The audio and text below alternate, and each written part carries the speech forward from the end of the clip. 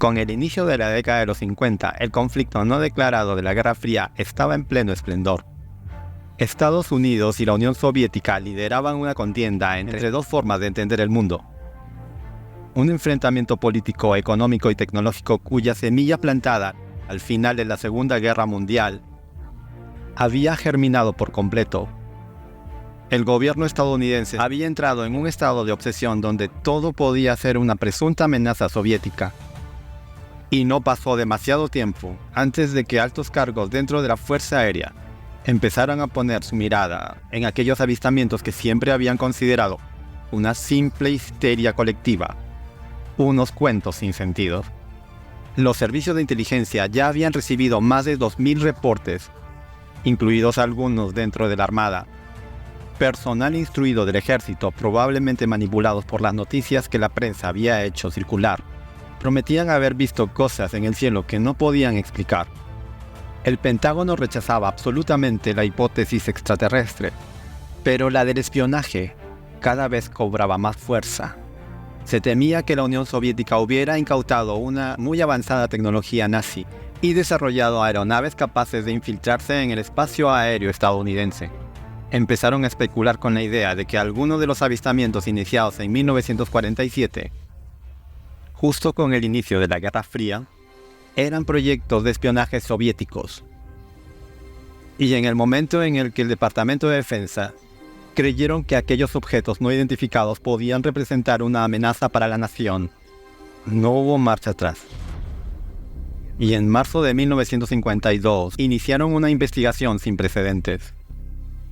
Edward James Rappel, el oficial de la Fuerza Aérea, fue el elegido para liderar un proyecto con el objetivo de recopilar, evaluar y distribuir dentro del Departamento de Defensa toda la información relativa a los famosos platillos volantes, para determinar si representaban o no una amenaza para la seguridad del país.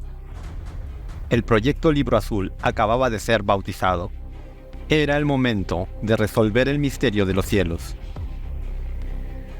Rappel formó un equipo de científicos y de miembros del servicio de inteligencia, pero antes de empezar con la investigación para evitar cualquier relación con fenómenos paranormales o visitantes de otros mundos, pidió que nadie hablara de platillos voladores ni de otros inventos de la prensa.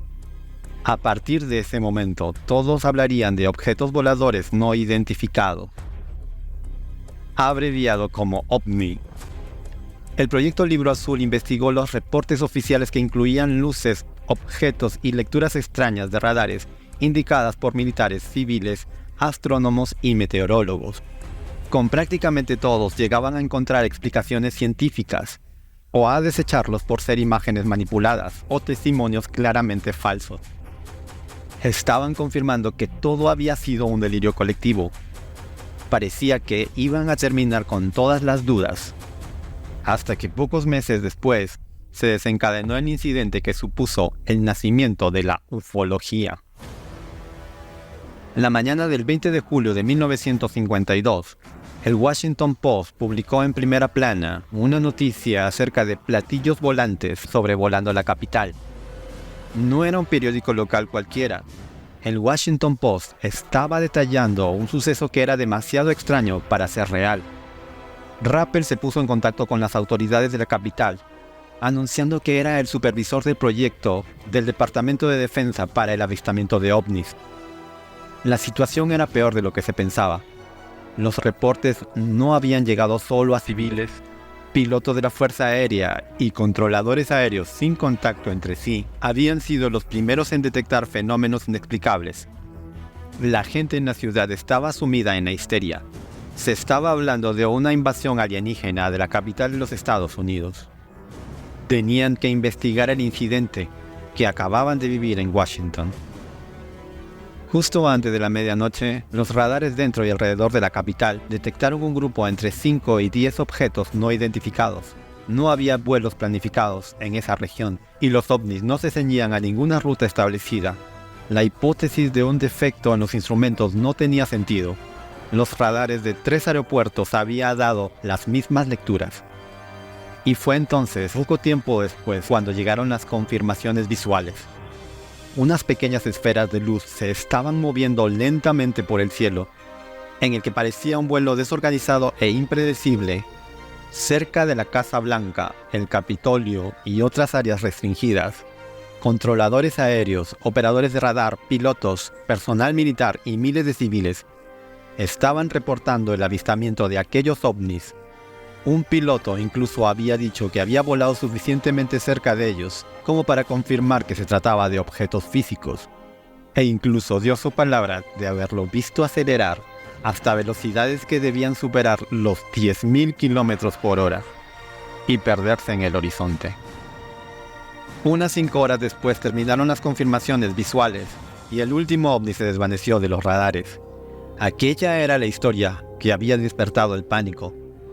Todos sabían que solo había una explicación. Tenía que tratarse de globos de algún proyecto similar al que había estado detrás del incidente Roswell, cuando un globo de un proyecto secreto se estrelló en aquella granja. Tal vez no tenían acceso a aquella información confidencial para confirmarlo, pero no había nada paranormal. Sin embargo, antes de que pudieran enviar un mensaje de calma, la historia volvió a repetirse. Justo una semana después, el sábado 26 de julio, aquellos ovnis volvieron a aparecer en el cielo. Los radares lo captaron de nuevo y aquellas orbes de luz pudieron verse a simple vista, antes de que, como la primera vez, volvieran a perderse.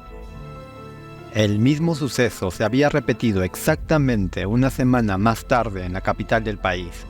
La situación de pánico había escalado tanto que supuestamente el presidente de los Estados Unidos quiso entender lo que estaba ocurriendo. El propio Harry Truman llamó a Rappel, que le dijo que antes de poder cerrar el caso con su explicación, tenían que hablar con algunos testigos más. Parecía que todo había quedado entendido. Sin embargo, apenas 3 días después, presuntamente por presiones públicas para esclarecer la situación, la Fuerza Aérea convocó una rueda de prensa. El general mayor de la Fuerza Aérea, John Sanford, se dirigió ante los medios. Corresponsales de prácticamente todos los periódicos estadounidenses se desplazaron hasta la capital, haciendo de ella la rueda de prensa con más asistentes desde el final de la Segunda Guerra Mundial. Todos buscaban respuestas a la aparente invasión alienígena de la capital de los Estados Unidos.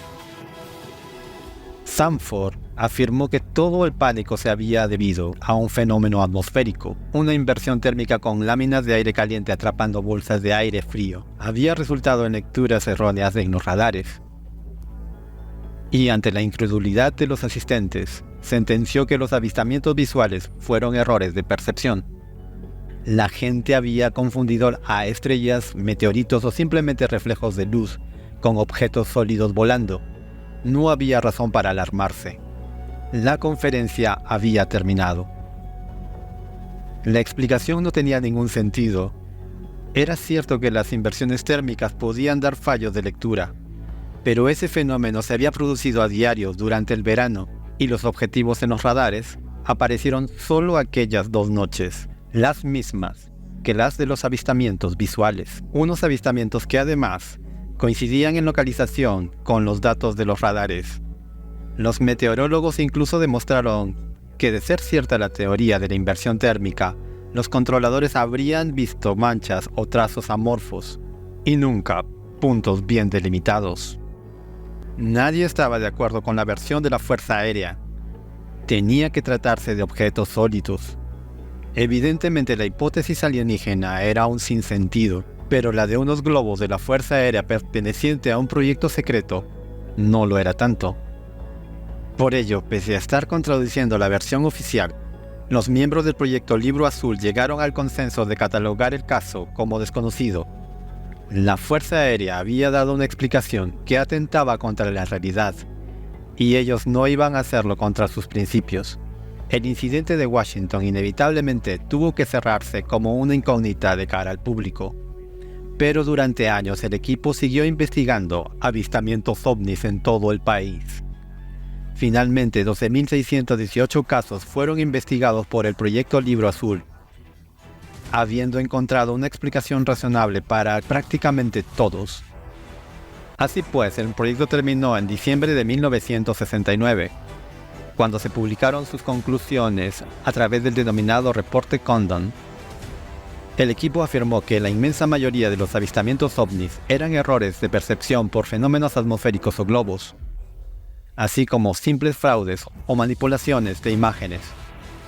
E incluso para los 701 casos, apenas el 6%, cuya causa exacta no pudo determinarse por falta de evidencia, era una certeza casi absoluta que, de ser aeronaves, estas no tenían capacidades tecnológicas superiores a las conocidas. No hay, ni ha habido jamás, visitantes extraterrestres. No hay nada paranormal escondido en los cielos. Con la confianza de que los ovnis no representaban una amenaza para la seguridad nacional, al no tratarse de aeronaves de espionaje enemigas, el gobierno disolvió el proyecto Libro Azul. No había ninguna necesidad de financiar una investigación. El misterio había sido zanjado. Con la publicación del informe, ya solo los ufólogos más acérrimos siguieron hablando de extraterrestres patrullando los cielos. La conocida como ufomanía se diluyó rápidamente y los avistamientos cayeron en picado. Durante mucho tiempo, por muchas décadas, el fenómeno estuvo silenciado. La prensa y el gobierno dejaron de hablar de los ovnis y el mundo de repente dejó de verlos.